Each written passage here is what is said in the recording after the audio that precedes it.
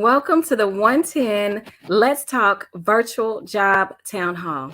I'm your moderator, Jazzy Maxey. I'm the Community Affairs Director and Honored Talent for Radio 1 Dallas.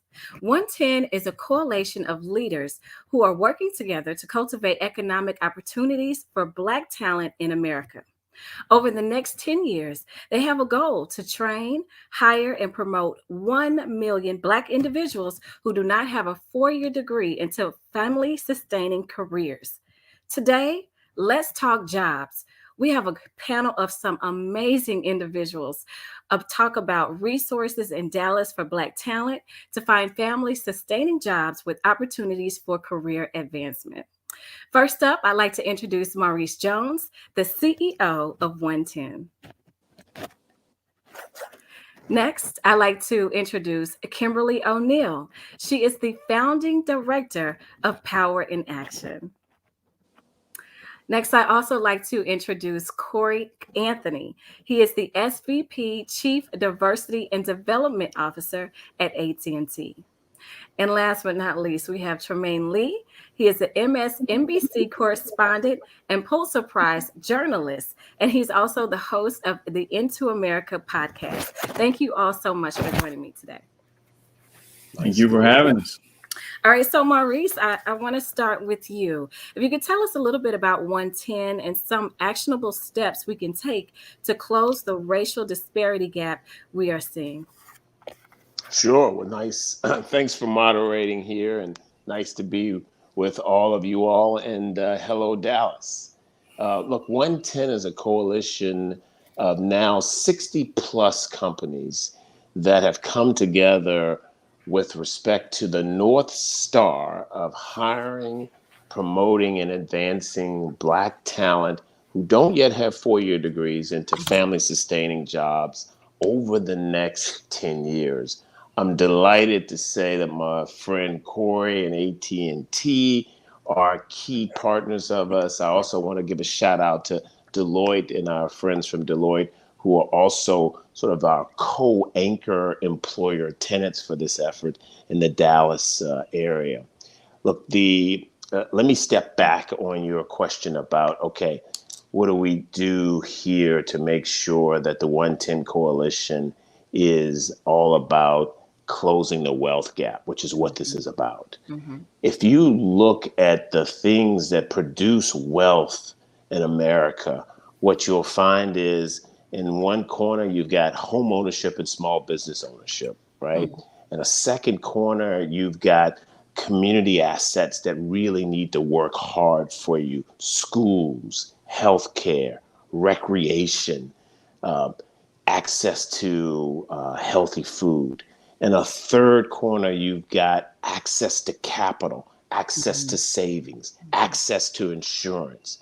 And in a fourth corner, you've got access to quality jobs, jobs that pay a living wage, jobs that allow you to save for a car, save for a home, save for retirement, save for education.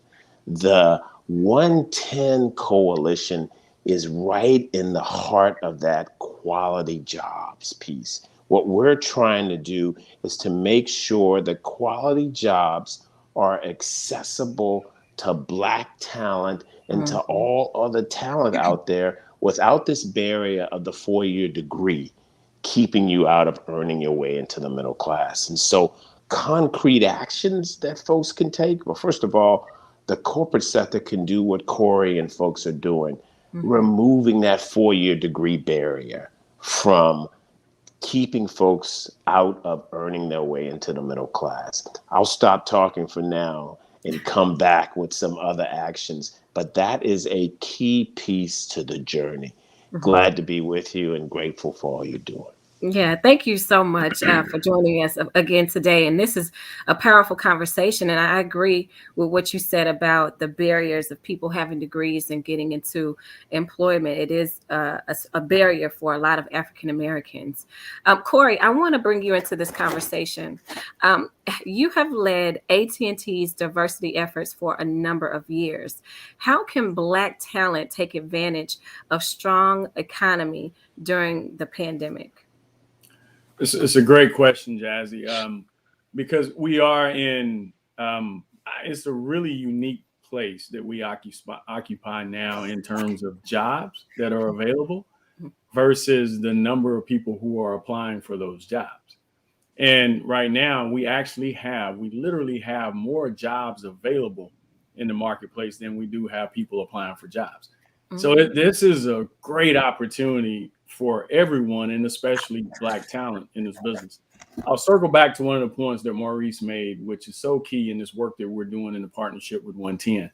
And he says, hey, we are looking to help facilitate these opportunities for folks who do not have a degree yet.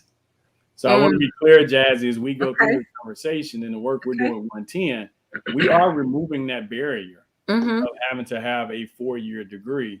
We are by no means saying that's not a smart thing to pursue at some point in your career and continue to do that. So please, I don't want the audience to confuse that. But the point is now, I mean, we look at what we've done at AT&T, 95+% of our jobs do not require a 4-year degree. Okay. Again, 95+% do not require a 4-year degree. So for the Black talent, for the talent that's listening in today, take advantage of this opportunity, this market where it is a candidate market. And to do that, be really intentional about the skill sets that you currently have, whatever that is. And I know everybody's at different places. Some of you may just have graduated from high school a few months ago, and some of you may be into your second year at community college, et cetera, and everything and in between. But take inventory of the skill sets that you do have, and then look around in the marketplace and say, hey, what is something that I'm really interested in building a career? Because Jazzy, I want folks to think beyond just a job, but how they're going to build a career. And to Maurice's point, that's how they get on this path of moving into the middle class and beyond. And so I want them to think beyond that. And now is the time to do it. If there's one thing that you absolutely have to walk away from is that you take away from this conversation, do not wait until tomorrow. Like, start that effort right now. There are resources. You can go to AT&Tjobs.com. You can start with us. There are a number of other companies that you can reach out to, 110's website, but don't hesitate. Start that work right now. Be very intentional about it and take advantage of this opportunity that's in front of you today. Yeah, I think that's really great that you brought up the point that 95% of the jobs don't require a degree at AT&T. I had no idea about that, but you did express the importance of education. And I just kind of want to follow up. So the jobs at AT&T, do you also, for your employers, offer to help pay for higher education once they do get on board? I'm glad you asked. That way I can share this when it doesn't sound like I'm bragging. So part of the opportunities that you would have access to at AT&T is yes, Jazzy. The short answer is yes. We do have programs where we will help pay for that continuing education, as an employee, and that's in all shapes and forms. That's your more traditional pursuits of college degrees on campuses. We have what we call nano degrees, where you can compress the time that's required to get a degree. A 4-year degree, maybe into a year and a half or two. We have those programs. We have certifications. We have specific skills-driven programs that you don't have to get a college degree, but you join AT&T and we will train you and we'll skill you up in this area where you can go and be very competitive, not just internally, but externally as well. Okay. And these are very technology-oriented, driven jobs, which means the sustainability or the longevity of a career in these domains is really strong. It's really good. Thank you so much for sharing that. Kim, I want to bring you into this conversation. You have lobbied on Capitol Hill and have been the boots to the ground. So what, in your professional opinion, has been the number one impediment for Black talent? So thank you, Jazzy. It's great to be here with everyone. I think one of the main things that I've seen over the past decade or so is that we fail to talk to community. So if we're talking about supporting talent within the Black community, have we talked to the community? And that's one of the things that I like about what 110 is doing, that is a core component of all of the pieces that that need to be put together But I don't know how many times I sit at tables and I hear about solutions for the Black community or the Latinx community or whatever community is at the center of the conversation at that time. And I look around the table and I look for the representation. Number one, that has connections to the community. I rarely see that. And then number two, I wonder where the data is. It's a lot of hypothetical conversations, a lot of personal feelings, but we're not looking at data, nor have we actually gone out and done community engagement and outreach to find out what are the barriers, what are the concerns, what are the issues. One of the things that I really think we have to kind of nail into everyone is the Black community, just like any other community, it's not monolithic. And so as we're looking at what needs to happen in the North Texas area, it's going to be very different possibly than what's needed in some other areas. And we need to partner with organizations and people that can bring the support services to the table to help what the needs are in our community. And that's the piece that I really think has been missing in a lot of the services and a lot of the resolutions that have been brought to the table. And, would anybody like to follow up on that, Maurice? I would love to follow up on that. So first of all, now you know why we've got Kim as a partner. And so we're delighted to be working with Power in Action and to have Kim with us as a partner. Look, the 110 approach is that it's about an ecosystem. The ecosystem starts with jobs from folks like Corey, right? It then goes to organizations that can equip people to be prepared for those jobs. Dallas College, for example, and other community colleges and online boot camps, et cetera, through which we're sourcing talent, by the way, because that talent is getting prepared. And then the fourth piece of the ecosystem is what Kim was just talking about. We need to have wraparound supports, right? Talent needs childcare. The talent needs transportation. Talent needs coaches and mentors. And so we need to bring the organizations in the Dallas-Fort Worth area that provide those kinds of services and link them all, right? This is about putting together, linking folks who can scale and serve 1 million people around the country. And we want to do it first and foremost in Dallas because you have great assets with which to do that. So you've got to have all of those. It's not going to be sufficient just to have jobs. It's not going to be sufficient just to have education. You've got to have the wraparound supports as well. And by the way, all talent need that, not just Black talent, all talent need that. And so what the 110 journey is about is building and scaling that very ecosystem. I 100% agree. I have a small child. She's 4 years old, and I'm working now. And I wouldn't be able to work unless I had a strong support system around my family, my husband, daycare. There's a lot of single parents out there that need help. And so with this, the wraparound that you're talking about is so important in order to keep the Black families growing and thriving. So that you make a great point. Tremaine, I definitely like to bring you into this conversation. You have so many incredible things to say. You have a series, it's called The Geography of Poverty, and it chronicles the poverty-stricken communities of Dallas. Of different communities. And Dallas has had the deepest living wage inequity by race relative to other cities in Texas. And that's interesting. What are some of the factors that create the situation that you see from other cities? Well, first of all, thank you all so very much for having me. It's an honor and a pleasure. And I want to say amen to everything everyone has said so far. Kim, I think as a journalist, it's been so important for us to shine a light in those dark spaces and not be the voice, but elevate voices. And so often we're in these spaces and we never see or hear anyone from the community, right? It's almost as if it's poverty porn. We could talk about an issue without asking the people what they need, right?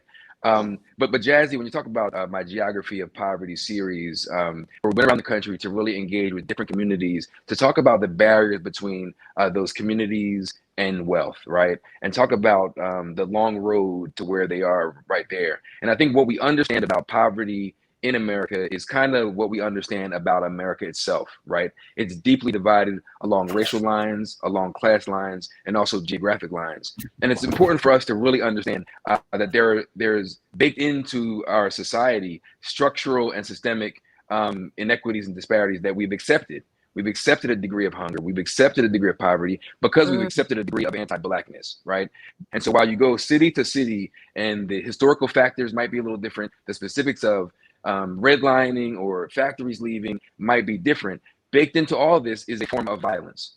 We need to understand that going way back, and I'll just explain it for a second, the actual violent economic dispossession, you think about a place like Tulsa, right? Coming out of the Reconstruction era where Black folks were taking steps forward and accumulating land and accumulating wealth, and the pendulum of white supremacy came back violently. Now that violence took a different form later on. It took the form of Jim Crow. It took a form of separate but equal. It took a form of redlining and segregation and inadequate access to proper housing and education. All of these structural elements that lead us to Black folks having just a tenth of the wealth that white folks have. And so again, while the stories may be different, I think we're in the shadow of this time of this so-called racial reckoning. We really need to reckon with the reality that it's not Black folks not wanting to work. It's not Black folks not hungry enough to want to feed their families. We over-index in educating our children. We over-index in so many areas, but it's the structural inequities that we still need to understand as true. Wow. I agree. I mean, I'm really shocked about what you said about Dallas. Out of all the cities in Texas, why is Dallas the city that has such a big wage gap and is such inequities there? So that is something that we definitely have to look more into. Kim, look, we're the only two ladies on this panel, so we're holding it down for the ladies. Can you tell us about the importance of receiving an opportunity as a Black woman? So I can speak from personal experience, but, let's just talk about Black women across the board. Black women are making 63 cents per dollar as compared to non-Hispanic white men. So right there, we have a problem when we're talking about a check that's coming home. But if we put that across a Black woman's lifetime, we're talking about retirement. We're talking about opportunities to buy a home. We're talking about opportunities to invest in their children's education. We're talking about quality of life issues. And so it is important that we pay attention to not just getting jobs, but that we're paying attention to pay disparities as well, because that's another piece of the puzzle when we're talking about not only getting the people in the Black community jobs, but what happens when we start adding the variables on top of that start taking away cents that they could potentially earn. And then we're looking at, during the pandemic, I read an interesting stat a while ago that Black women made 11 to 27% less than white men during the pandemic. And so when we look at that, and then we look at who we considered essential employees across the board, how damaging could that be? And so we want to make sure, going back to, I'm a big proponent on what does this mean for economic development?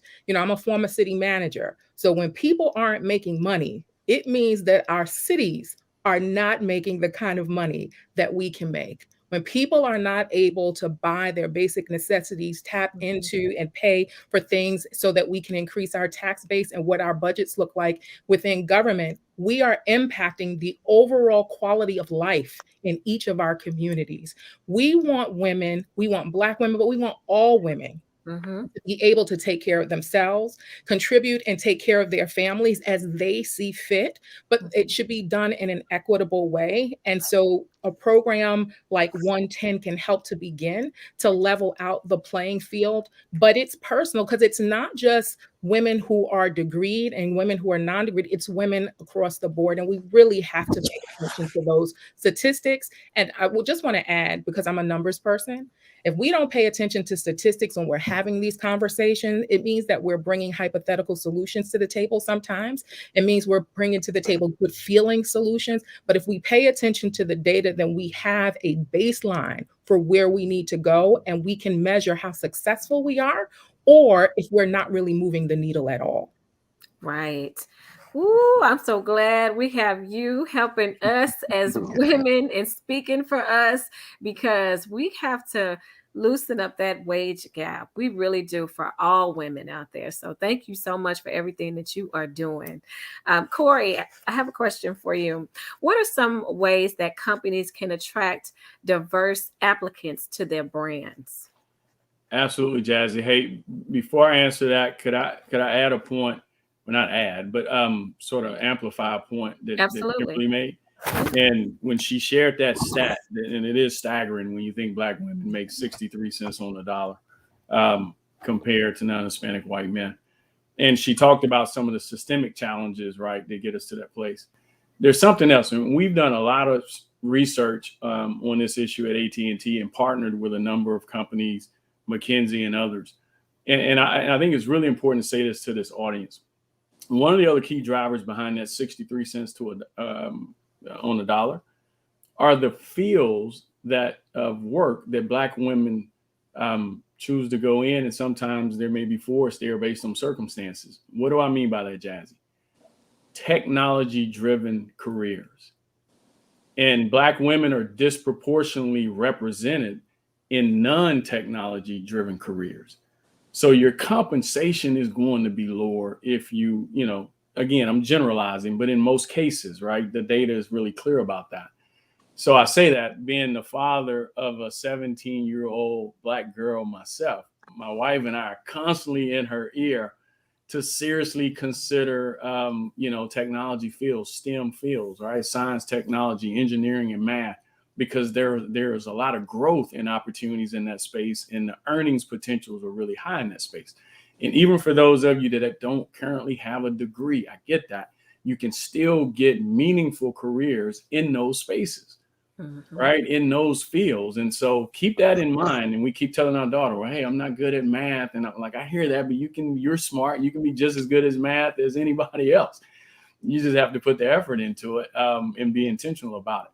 So that's something else I think our Black women can think about, right, as they choose to pursue careers in this market now. In terms of what companies can do to make sure that they're reaching a diverse applicant, a couple of things, and I'll be really quick. Number one, diversify your talent pools, meaning quit going to the same places you always go to looking for talent. If you're looking, in colleges, don't just only go to the University of Texas. Go to Houston-Tillotson, which is right around the corner. Go to Prairie View, which is right down the highway, right? Go to, Texas Southern, that's just a few hours away. Diversify your sources of talent where you're looking. Make sure you go through all of your requirements that today you say are requirements. Spot check that, right? Make sure that they are genuinely requirements, because many times they aren't. They're like to haves, they're not must haves. So you put a lot of artificial constraints on what your candidate pool looks like before you even start to evaluate the candidates. So do that. And then number three, and this may arguably one of the most important, be just very intentional. And you have to declare in your organization that this is a priority. Right? I want to diversify the makeup of my workforce. I want to diversify the makeup of my leadership team. And I am going to be intentional about it, because I know as a business, I cannot be as successful as I need to be without it. Now, I can't accelerate performance without it. And then you have to make that pervasive across your entire organization and hold people accountable, Jazzy, for executing on that priority. I love it. Great points. And I'm so glad that you're sharing this with us today. For Tremaine, your Into America podcast, it explores politics, social justice, and the Black experience. How do you think policies like Build Back Better and the child tax credit will help lower the Black poverty rate? I'm going to first kind of chime in on what Corey said. He used one of my favorite words over and over again: intentional. The intentionality for companies. I continue to try to raise the bell within the media about diversifying the newsroom. And it's not something that you just have to say. It's great to see companies that are willing to actually put the work in to do that, right? Because we know oftentimes that politics get in the way, profits get in the way. But if you're intentional and honest and true about what you're trying to do in terms of diversifying your workforce, then you can actually take steps to do that. When it comes to the Build Back Better plan, it reminded me of what I just said a minute ago. Politics are kind of in the way. When you think about Pell Grants, right? Expanding Pell Grants for students who can't afford college, the child tax credit. So many women, Black women and brown women in particular, who are forced out of the workforce because they can't afford childcare. It's an abomination.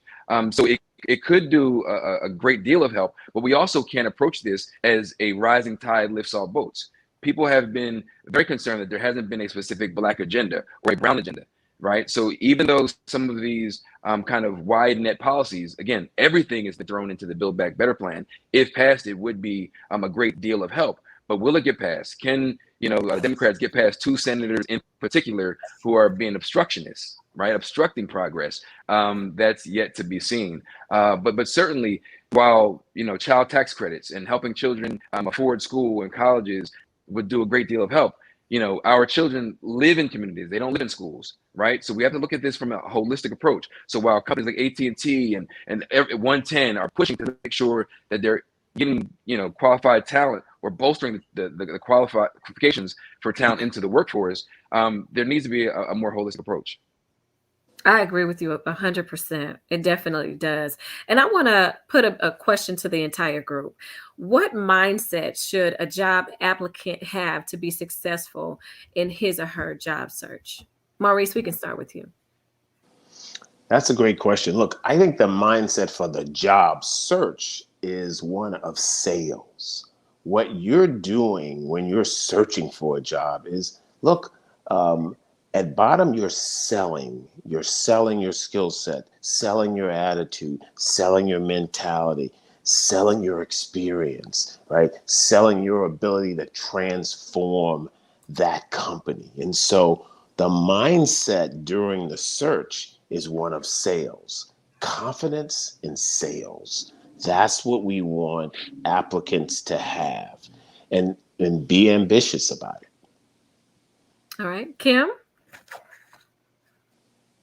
I'm going to say that for me, it's twofold. One is that I would encourage all talent to take advantage of resources, especially resources that don't cost anything. Put pride aside and absorb. And this may mean that this is a change. And for those of us that are a little bit more seasoned, this may mean that this is a shift in what you are typically used to doing. And if you're younger, this means take advantage and figure out what other types of opportunities there are out there. But I think before we can ask what should talent and a successful job applicant, what should they be thinking about? I think we also have to remind employers that this is about a shift and a culture change on both sides.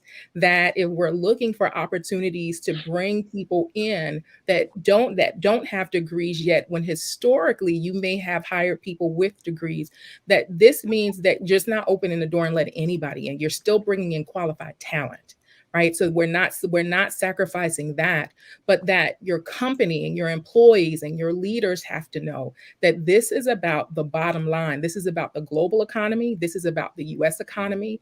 And if our neighbors are not successful and bringing in family sustainable wages, again, it means that we are going to have some challenges within our communities. And when we look at the country as a whole, that's not something that we can afford to happen. We should want everyone to thrive. So if we have that on one side and then tell everyone else, take advantage of these resources. They are there for you. These are not handouts. These are opportunities to increase your bottom line and what goes into your household every single week, bi-weekly, monthly, or whatever the recurring rate way for them to get paid. But I just want people to take advantage of resources and be okay with explaining. And when you're tapping into these resources, if you don't understand something, ask. Just ask, because you want to take advantage of everything that there is for you as you're going on this job search.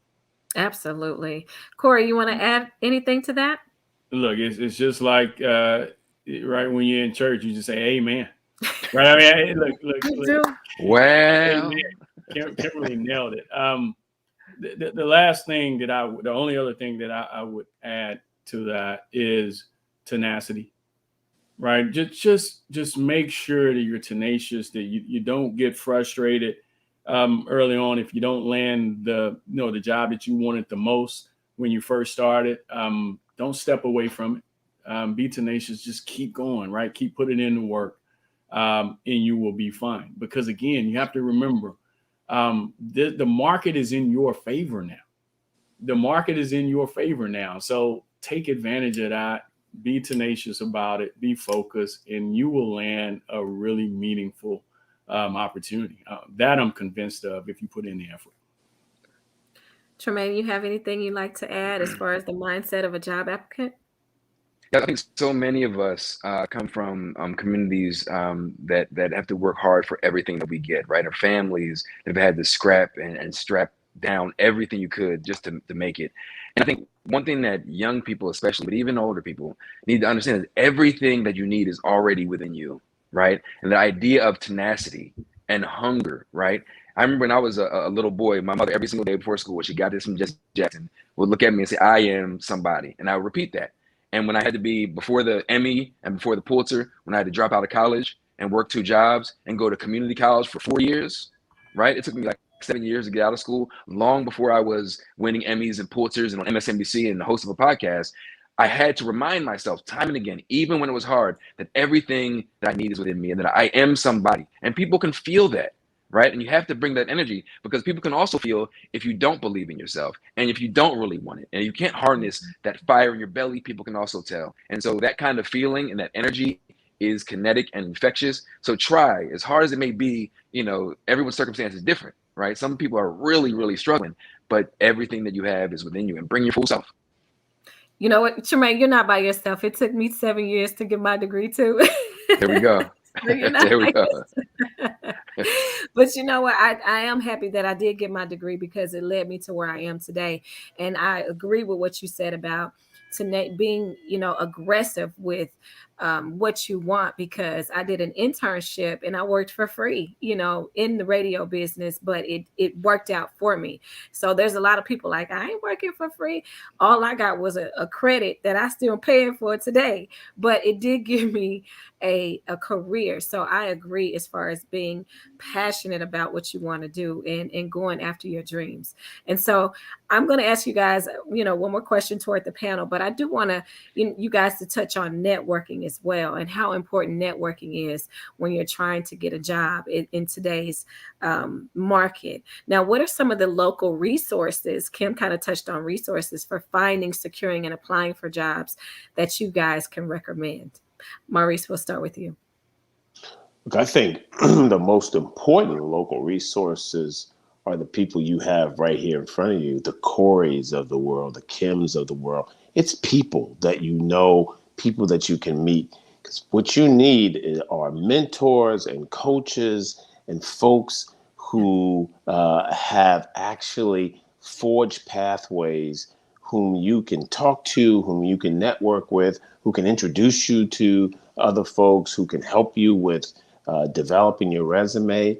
The most important local assets are people that you come across in your church, in employment, in your day-to-day life. And as a job applicant or a prospective employee, you need to always be thinking about, who do I want to reach out to, right? And look, take the risk of reaching out. Absolutely. Kimberly, you want to chime in? So, yeah, I think about Power in Action. Just so that everyone knows, Power in Action, we are almost 2 years old. We're not even 2 years old yet. We started and formed, we're 52 Black leaders from across Dallas, really across North Texas. And we got together because the goal was, how do we help the Black community on the other side of the pandemic?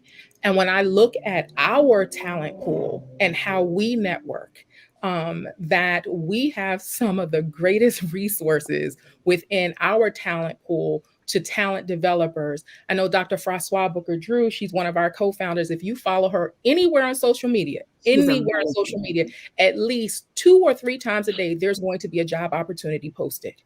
And the job opportunities do not always require a degree. So connect with people, figure out who's out there, tap into resources, tap into us. figure out who's in power and action, reach out to me. I'm happy to point you people in different directions. But it is important to look at those who are already in our communities, who are already serving our communities, who are trusted within our communities. Those are the organizations and the people in your network that you should go and connect with first, and then figure out, if I have done one thing or two things right, what do I ask yourself, what do I need to do to just do that next third thing? How do I continue to just add one little step in my journey to help me get to a job that helps me bring in better wages into my household, and hopefully find something that you actually enjoy doing? Because I think that that's going to be really key. And then I would say Dallas College. I think we underestimate our community colleges. I am a former community college full-time professor, and I am going to say I don't know any student that just wanted to go to school just to pay for school. Everybody wanted to be there for some reason, because to them, that helped them with their trajectory in the long run. But I also watch students leave community college, one of the most affordable ways to get a 2-year degree or just a higher ed degree in general. And I watched them leave because they were able to go into resources and training programs within the community and double or triple their income. And so they left school so they could get the money that they needed to stabilize their families, and then they would move on and come back to school after that. You know, you bring up a good point here, and we really haven't talked much about trade schools. But if you guys could maybe touch on that a little bit more. But Corey, I do, you know, since you're in a big role at AT&T, as far as people seeking employment, what are some of the ways that you think that even if they wanted to get a job at AT&T, what tips would you give them? Yeah, absolutely. I think Maurice and Kimberly hit almost every base, right? Kimberly made a really good point. Tap into those organizations that are already in our community. And you'd be surprised the inroads that they have to our access that they have, and knowledge and information that they have about different jobs, right? I'll put an AT&T lens on this. You know, Bishop T.D. Jakes, a very prominent spiritual leader here in North Texas. He and I have been partnering for some time now around how we're creating opportunities, right? And, you know, even opportunities for individuals who are re-entering the workforce. Maybe you've been locked up for the last couple of years and you're out now and you need to find meaningful employment, right? We're partnering on programs for that. What we're doing with the Urban League and Mark Morial and that team, and NAACP and Derek and that team. And so there are connections, and these organizations are in our communities. So take advantage of those resources. And then number two, look, spend a little less time on the gram, a little more time. Wait a minute, I feel offended. No, I'm just saying. Just saying. A little more time going to these companies, these organizations like us. You go to att.com/jobs, and there it is. I mean, all of the opportunities are right there, and we're not the only one who's doing that, right? You can go to all of these companies. You just go to their websites as a really good start, and then you can find what the opportunities look like here in DFW. You just have to make the effort to do it. Okay. Tremaine, would you like to add on that? And of course, I'd like to get some of your comments on second chance offenders, because we didn't mention that in regards to 110 and if they helped second chance offenders as well. But Tremaine, if you have anything you'd like to add as far as if some people are looking for a job, what are some tips that you'd like to give them, or what are some platforms? Yeah. Do y'all agree with LinkedIn, or, you know? The one thing I would say, and again, you know, a lot of my mentorship is aimed at young journalists in particular, or young people from the community who want to tell the story of their communities. But I would say, no matter your age, don't be too proud to be a mentee. Find yourself a mentor. Silo yourself up next to someone. Pick their brain. People love to talk about their experience, and they also love to pour back into people, right? You got to approach some folks the right way, but don't be afraid to be a mentee and be a student. It doesn't matter whether you're 19 coming out of school or you're 35 trying to find your way. Get next to those folks who have the experience and expertise. But I'm glad you mentioned, you know, returning citizens. So often we forget about them. We relegate them to some other space because they made mistakes in their lives.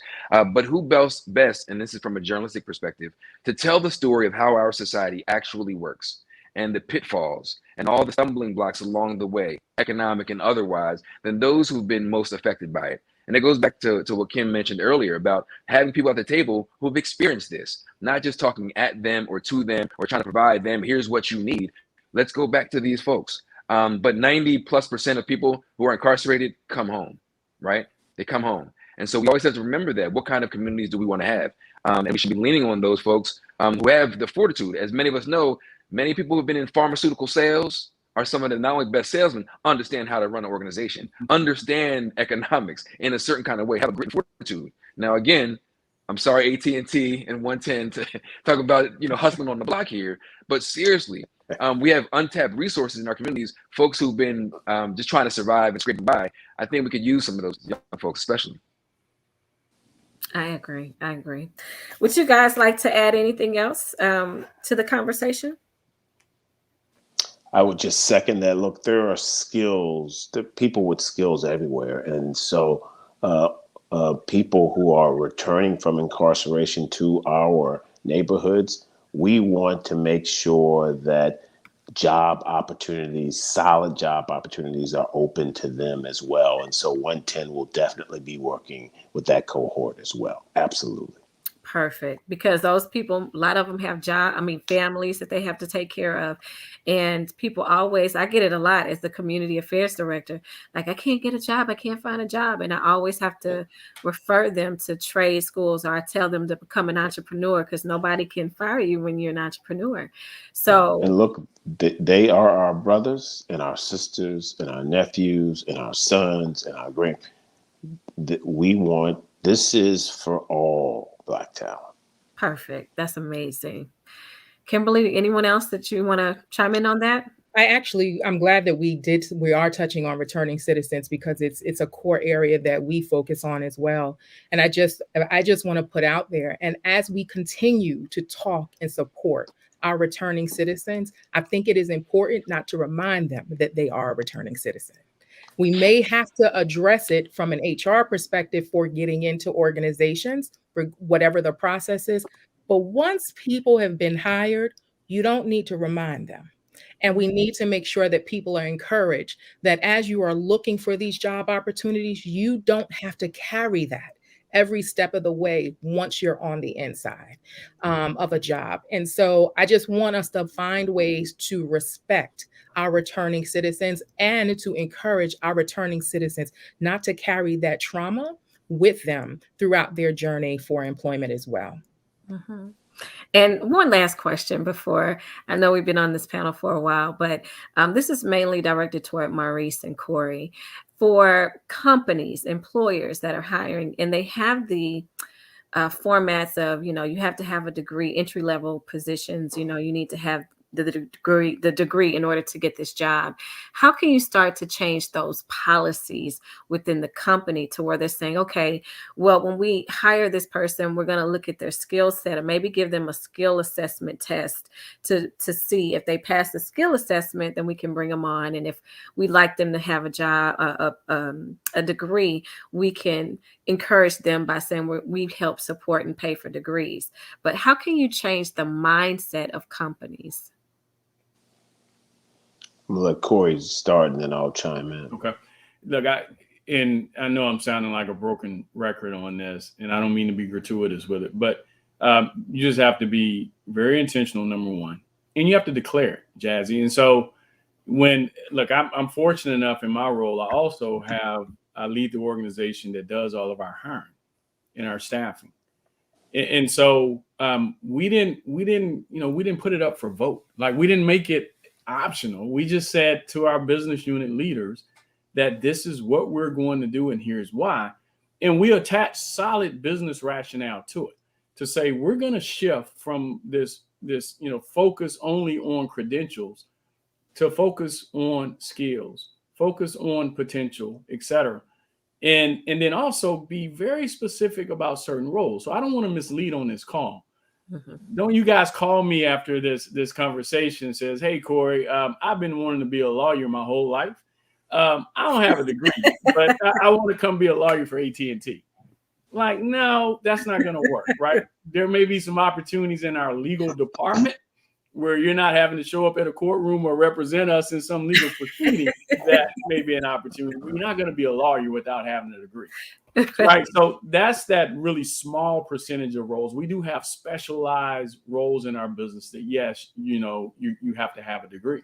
But I'll give you an example, Jazzy, of one that many people would think a degree is required.